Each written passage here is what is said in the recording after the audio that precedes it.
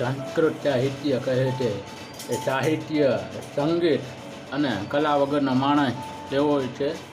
કવિ કાલિદાસ કહે છે કે સાહિત્ય સંગીત કલા વિહીન સાક્ષાત પશુ પુચ્છ વિષાણહીન તૃણમ ન ખાદન્નપી જીવમાન તદભાગ ધ્યેયમ પરમમ પશુનામ.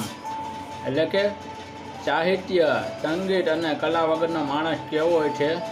કહેવાય કે તે સાહિત્ય, સંગીત અને કલા વગરનો માણસ સાક્ષાત પૂંછડા વગરના પશુ સમાન છે. તે ઘાસ ખાધા વગર પણ જીવી શકે છે.